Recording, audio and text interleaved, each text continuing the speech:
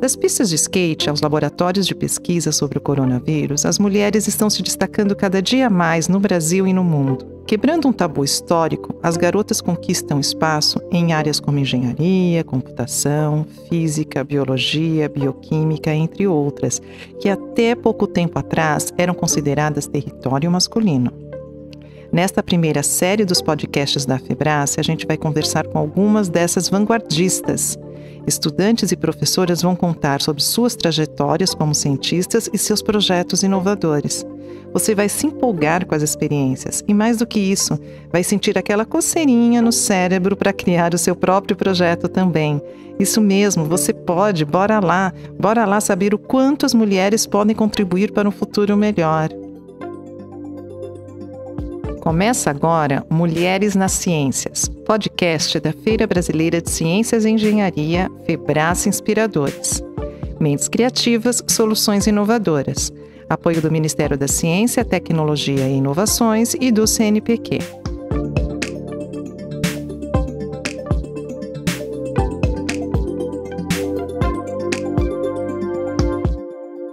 Olá, amigos do podcast Febrace Inspiradores. Aqui é a Luciana Vicária, eu sou jornalista e hoje trago para a nossa roda de conversa uma jovem estudante do interior do Rio Grande do Norte, do município de Mossoró. Ela cursa biomedicina, tem 21 anos e trabalha como assessora parlamentar. Já está em vias de patentear descobertas que começaram no quintal de casa, com folha seca de caju e cola feita de farinha de mandioca. Bem-vinda, Ecarine de Medeiros! Eu soube que você não era, assim, uma aluna nota 10. As feiras de ciências tiveram impacto no seu desempenho escolar? Nossa, demais. Eu lembro muito que eu não gostava muito de estudar, assim. Eu ia para a escola porque, basicamente, eu era obrigada, assim, minha avó sempre falava, não, você tem que ir, né? Eu achava muito choco e tudo mais. Mas aí, quando eu comecei a querer participar da feira de ciência, eu tive que me esforçar bastante para entender o que era a metodologia científica. E quando eu comecei a me esforçar e compreender tudo aquilo, todo o universo, né? Primeiramente, eu tive que começar a me questionar para poder pensar em um problema e tentar solucionar ele. E aquilo dali, para mim, começou a fazer com que eu começasse a ler muito, né? Começasse a buscar a leitura, seja nos sites, seja em artigo científico. Eu lembro que eu ficava procurando algumas coisas para mim ficar tendo inspirações para que eu pudesse pensar e tudo mais. Então, esse impacto, né, que teve de eu tentar criar um projeto e desenvolver ele, nossa, foi muito grande, né? E aí eu comecei a entender e a perceber que, na verdade, a educação ela é muito boa, né? A educação, ela de fato transforma vidas e, de fato, a gente, quando transforma nossas vidas, a gente consegue mudar o mundo, né? O que o Paulo Freire dizia. E aí eu vi muito essa frase na minha vida. E aí eu comecei a ser uma estudante mais curiosa, que gostava mais de ler, que gostava mais de perguntar as coisas, de participar mais na sala de aula com os professores. Então foi esse processo assim que eu vivi. E como foi o seu primeiro contato com feiras de ciências? O meu primeiro contato foi na escola, né? Eu até costumo brincar e dizer que é na escola que a feira de ciência mais importante, assim, porque é onde a gente tem o nosso primeiro passo, né? E aí foi quando eu produzi um projeto, eu desenvolvi um projeto científico e eu apresentei na feira da escola para que daí eu pudesse participar de uma feira regional, por exemplo, até chegar numa etapa nacional. Então foi bem massa, assim, porque eu lembro que todo mundo da minha sala fizeram um projeto científico, né? Todos meus amigos. E a gente ficava compartilhando. Nossa, foi difícil, como foi? Então, esse processo dentro da escola também foi muito legal. Legal. Então, você contou um pouquinho da sua primeira experiência na escola, né? E daí que começaram as suas experiências mais ambiciosas, né? Em outras feiras. Conta um pouquinho dessa sequência para a gente, por favor. Então, participar de feira de ciência, primeiramente eu tive o primeiro contato na feira de ciência da escola, né, que para mim foi muito impactante, assim, mas daí eu consegui uma credencial para participar da feira da 12ª DIREC, que é a regional responsável pela minha escola estadual, E aí a gente estava tendo contato não somente com projetos da minha escola, né? Mas a gente começou a ter contato com projetos de outras escolas e a regional também faz parte da regional. E depois da 12ª direta, a gente participou, ganhou uma credencial, na verdade, para participar da feira regional, que é a Feira de Ciência do Semiárido Potiguar, que acontece todos os anos na Universidade Federal, aqui na minha cidade, né, a UFESA, e que para mim foi, tipo, nossa, o meu maior sonho era participar da Feira de Ciência do Semiárido Potiguar. E aí, chegar lá foi muito, muito massa, porque eu nunca tinha pisado na Universidade Federal, e aí eu pisei por conta de uma feira de ciência, e foi onde eu comecei a pensar, poxa, eu acho que eu também posso entrar aqui, eu acho que também eu posso ser estudante dessa universidade.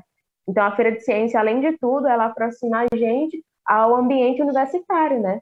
Porque eu costumo dizer que a gente, às vezes, não tem nem perspectiva, assim, de vida, nem de entrar na faculdade. Então, isso também, o participar de feira de ciência também faz muito, faz isso com a gente, sabe? Mexe com a gente de uma forma que a gente, não, eu quero entrar na universidade, então isso é muito bom. E a partir dessa que você se credenciou para a Febrace, foi isso? Isso, exatamente. Chegar na Feira de Ciência do Semiárido Potiguar já era, assim, o maior prêmio para mim, porque, de fato, era o meu sonho. E daí, naquele ano, 2016, eu tinha 16 anos, estava no primeiro ano do ensino médio, do nada, a gente começa a ganhar vários prêmios. Primeiro lugar, destaque em criatividade e inovação. E aí, credencial para participar da Febrace, né? Febrace 2017. E aí que para mim eu fiquei, e agora? O que é Febrace, né? E eu lembro que eu cheguei em casa, eu corri para o computador e fui pesquisar o que era Febrace. E daí eu descobri que Febrace era a maior feira brasileira, né, nacional, do Brasil, e que eu ia para lá e era em São Paulo e acontecia na USP. Né? Então foi tipo assim, foi 3 coisas que eu fiquei, como assim? Né? E eu lembro que eu corri para minha avó e para minha mãe e falei, olha, eu vou viajar de avião, eu vou para São Paulo, eu vou conhecer a maior universidade da América Latina, que é a USP e tudo mais. Então, para a gente foi um misto de emoção, né? Porque eu venho de família pobre e lá em casa a primeira pessoa a andar de avião, a conhecer outro estado, fui eu, né? E por conta de uma feira de ciência. Então, isso para a gente é muito relevante, né? Por causa da educação. E então você teve a ideia de produzir algo bem original, não foi isso? A partir da folha seca de caju. Conta para a gente, por favor, o que você produziu e qual foi o objetivo do seu projeto. Então, eu lembro que eu não sabia o que era método científico, nem como fazer um projeto, nem nada. Mas aí eu lembro que eu falei assim para minha orientadora, eu perguntei a ela, na verdade, Kiara, como é que se faz um projeto científico, né?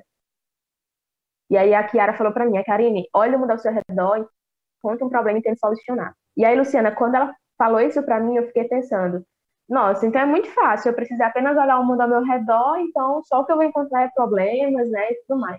Só que quando eu comecei a olhar, na verdade, para o meu bairro, para a região onde eu moro, eu vi que existe muitos pés de cajueiros aqui, né? A cajucultura é muito presente no meu estado. Nós somos o segundo maior produtor de caju de castanha do país, e que infelizmente aqui tem uma cultura de pegar as folhas secas de cajueiros e queimar, ou se não jogar no lixo. E aí eu fiquei pensando, poxa, como é que a gente pode reaproveitar essas folhas em algo útil para a sociedade, né? E aí foi onde eu observei, indo ao supermercado, que a gente traz muitas embalagens plásticas para casa, também embalagens de isopor, enfim. E aí eu fiquei pensando, será que pode fazer uma embalagem a partir da folha seca do cajueiro? Então eu comecei a ver problemas e tentar solucionar eles, né? Então foi basicamente assim, né? Olhando os problemas reais que tinha aqui na minha região, para tentar solucionar. Legal. E você também não tinha estrutura em casa, né, com materiais. Você pode contar como é que foi o seu processo de pesquisa, desde os materiais até os desafios, as conquistas, as expectativas? Isso. Eu estudei minha vida inteira em escola pública e nas minhas escolas nunca tiveram laboratório, nunca tiveram estrutura. E aí, quando eu me vi lá, assim, Tipo, eu tenho que colocar a mão na massa, eu tenho que produzir uma embalagem biodegradável, e como é que eu vou fazer isso, né? Se eu não tenho estrutura. E aí foi onde eu vi que no meu quintal tinha uma mesa, assim, bem grandona, né, que minha avó sempre gostava de uma mesa grande para receber a família. E aí eu pensei, poxa, eu vou usar essa mesa para produzir minhas embalagens, né? E aí eu basicamente peguei o quintal da minha avó e criei um laboratório, né? Então eu lembro que eu usava muita coisa de cozinha, utensílios. Eu triturava as folhas secas do cajueiro para deixar elas em pó no liquidificador da minha avó. Eu lembro que eu quebrei umas 5 vezes, eu quebrei esse liquidificador e eu sempre mandava ajeitar e ela brigava, enfim. Eu usava o fogão da minha casa para fazer o polímero, usava panela, usava colher. Então foi tudo muito caseiramente no início, porque eu não tinha estrutura, né? Eu lembro que a escola ela me deu um jaleco, na verdade me emprestou, mas até hoje eu não devolvi. Eu acho que a diretora nem lembra mais, mas me deu um jaleco e eu usava esse jaleco para não me sujar, enfim, proteção. E aí foi os primeiros passos da Embacaju, foi assim, foi em casa mesmo. Mas quando eu estava passando de fase, por exemplo, para ir para a Febrace, eu tinha que fazer alguns testes, aprimorar a embalagem. Aí eu fui pedir ajuda na Universidade Federal, né, na UFESA. A minha orientadora falou, não é, Karina, a gente não consegue ficar mais assim, a gente tem que pedir ajuda. E aí a gente foi, bateu na porta dos laboratórios e falou, olha, a gente está com uma pesquisa que vai para a Febrace, a gente precisa melhorar ela, aprimorar, né? E aí a gente foi muito bem recebidas e vários laboratórios da UFES abriu portas para a gente. E aí eu dei continuidade à minha pesquisa na Universidade Federal. Você me contou, Karine, que no seu processo de produção do Embacaju, você precisava de cola, né? E era caro, e você teve que apelar para uma solução caseira. Você pode contar como foi? Sim, eu lembro que naquele tempo eu não tinha nem R$ 2 assim, para comprar uma cola. E eu lembrei que minha avó, ela sempre fazia uma cola caseira lá em casa, e daí eu fui perguntar como é que ela fazia, né? E aí eu lembro que vovó disse que era só colocar amido de mandioca com água no fogo, né? Esperava ele ficar grudento e ali era uma cola. Então foi esse processo aí que depois eu fui entender que o que minha avó fazia, na verdade, era um polímero, né? O amido de mandioca é um polímero, enfim. E aí a minha avó, pela tradição que ela tinha, ela não sabia, mas ela acabou me ensinando algo bem valioso, assim. Legal. E você acabou usando essa cola, então, durante o seu projeto de pesquisa. Sim, sim. A Embacaju só criou forma, molde por conta dessa cola. Legal. E além da embalagem biodegradável, você produziu também uma garrafa, não foi isso? Biodegradável é um catéter bioativo para uso na medicina, não foi isso? Você pode Isso. contar por quê e para quê um pouquinho desses projetos? Então, a garrafa biodegradável, ela foi basicamente o aprimoramento da Embacaju, né? Eu queria continuar participando de feiras de ciência, e aí eu não queria pensar em outra ideia, em outro projeto. E aí eu pensei, por que não transformar a bandejinha, que era para substituir o isopor, em uma garrafa biodegradável para substituir a garrafa PET, né? Já que a gente também consome, assim, em larga escala a garrafa PET e não tem nenhum polímero que possa substituir. Então foi basicamente pensando nisso, e daí o catéter bioativo foi o meu terceiro projeto científico, foi quando eu já estava no último ano do ensino médio, eu ia ter a chance de participar da minha última Febrace, e aí eu pensei, não, eu quero pensar em um novo projeto, mas eu quero estar na área da biomedicina, né? Porque eu comecei a me Uhum. aproximar, eu achava legal, assim, o que o biomédico fazia e tudo mais, enfim. E aí foi onde eu lembrei que minha tia, ela faleceu de infecção de corrente sanguínea ocasionada por um catéter de hemodiálise, e aquilo ali para mim foi algo assim que abalou muito a família, porque ela poderia ter falecido de várias outras coisas, mas foi um catéter que acabou infeccionando a corrente sanguínea dela e ela chegou a falecer, né? Então, para a gente foi bem assim. E daí eu fui pesquisar e eu vi que não existia nenhum catéter bioativo. E daí eu pensei, será que eu não consigo fazer um catéter à base do líquido da castanha do caju, né? Porque eu já tinha lido que o líquido da castanha do caju possuía propriedades antimicrobianas, né, frente a alguns patógenos humanos. E aí minha ideia foi transformar o líquido da castanha do caju em um polímero, né? E aí eu comecei a estudar como fazer isso, e a partir do momento em que eu consegui transformar esse líquido em um polímero, ele foi moldado em formato de catéter, no tubozinho de catéter, e aí a gente começou uma série de testes de resistência, microbiológicos, testes fisicoquímicos, e foi comprovado que, de fato, aquele polímero derivado da castanha do caju, ele fazia com que as bactérias, os fungos não se proliferassem na superfície dele, e ele também tinha propriedades bem semelhantes ao catéter convencional, como opacidade, como resistência, se entrar em contato com o corpo humano não vai soltar nada, enfim, foram vários testes, e aí a gente conseguiu participar novamente da FEBRAS. Legal. E esses projetos, eles vão ser patenteados, porque são ótimas ideias, né? Como é que ficou isso? Isso, hoje a Embacaju está incubada na IAGRAN, que é a incubadora aqui da UFES, a Universidade Federal, e aí a gente está já no início assim, de depósito de patente de um polímero só, que vai abranger as 3 ideias. E agora eu estou na parte de escrever redação, na parte mais difícil, assim, né? Porque tem que conciliar minha vida, universidade, trabalho, tudo, e também essa questão da patente. Então, é possível que nos próximos anos a gente tenha esse seu projeto como um produto no mercado já, é isso? Né? Depois da patente a gente pode começar a tentar viabilizar o MVP, tentar escalonar, e aí é uma série de coisas que eu penso.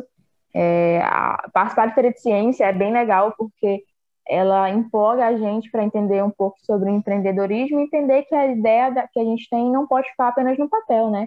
E é legal que a gente, de fato, coloque na sociedade para que o intuito de fazer ciência é justamente esse, é melhorar a vida das pessoas, né? E a gente não tem como melhorar se continuar no papel a ideia. Então, talvez sim, eu vou tentar estudar e continuar.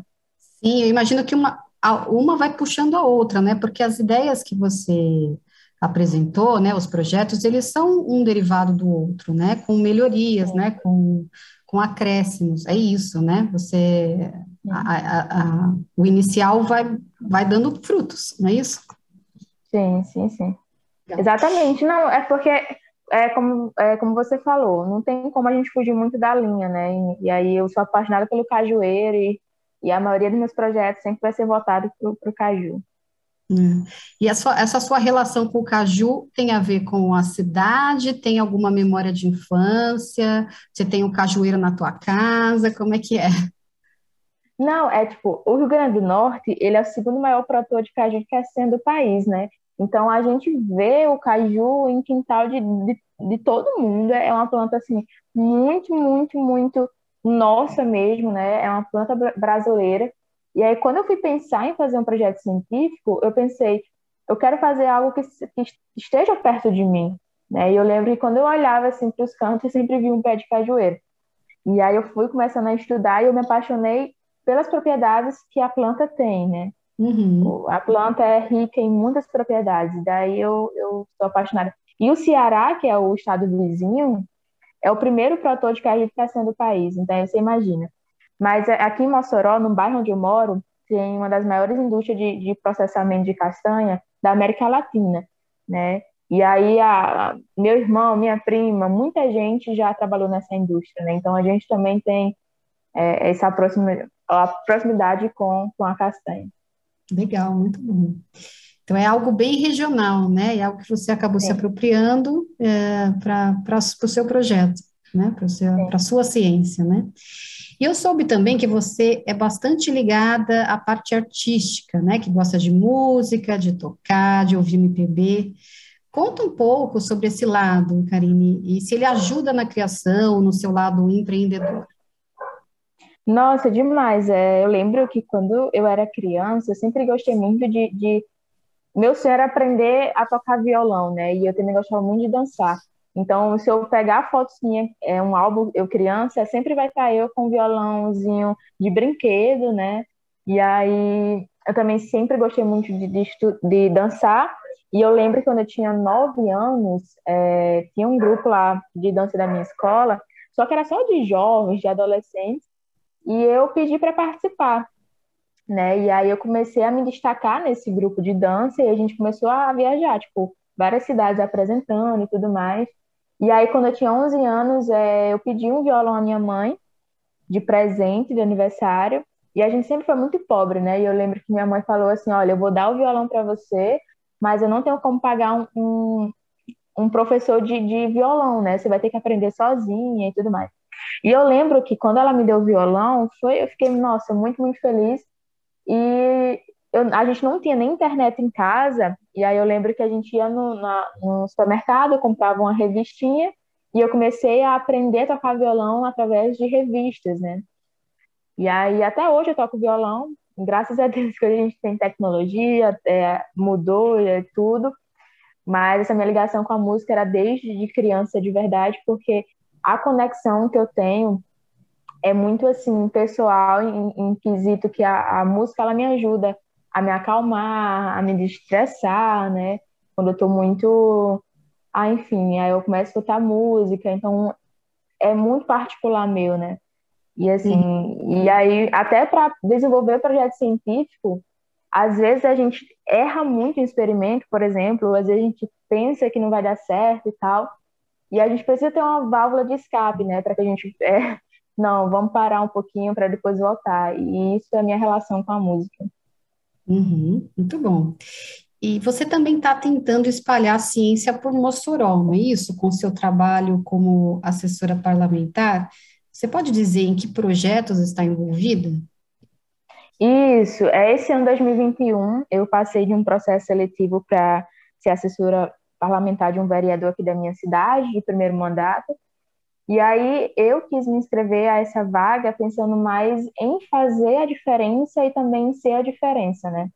Porque a gente às vezes quer fugir de falar de política, de fazer política, mas a política, na verdade, necessita de pessoas como a gente, sabe?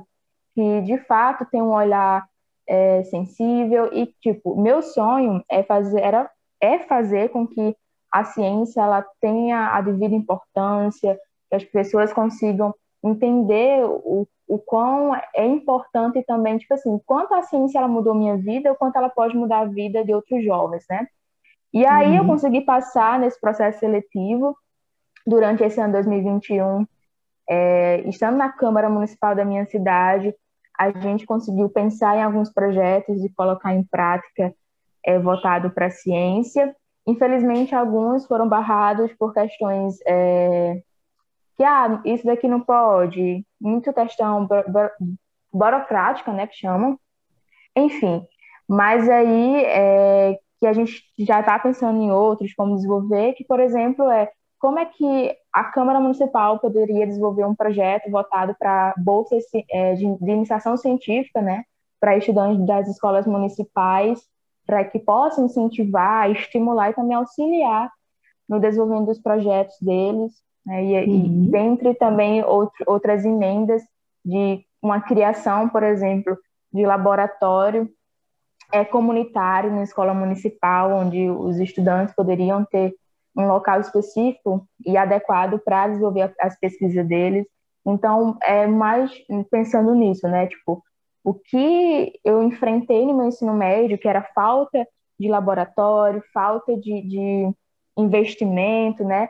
Agora eu posso pensar para que a gente possa, de fato, colocar a mão na massa e tentar resolver esses problemas, né? Joia. E para finalizar, Karine, eu imagino que quem lide com a ciência e com a pesquisa tem o desejo e a necessidade aí de continuar os seus estudos, né? Porque, enfim, é a partir deles que a gente segue se desenvolvendo e se aprimorando. E eu queria saber de você, quais são os seus próximos passos? Então, agora eu estou na graduação, né? Estou entrando na metade assim da minha graduação e eu penso muito em continuar na academia, fazer um mestrado, um doutorado, Como eu estou na área da biomedicina, eu posso ser um profissional atuando em clínica, hospital, mas eu penso muito em ir para a docência, né? Atualmente estou participando de alguns programas,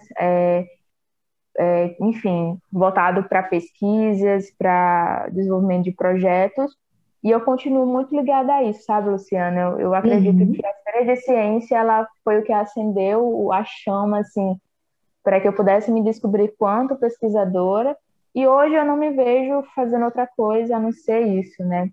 Então, eu pretendo aí seguir e continuar.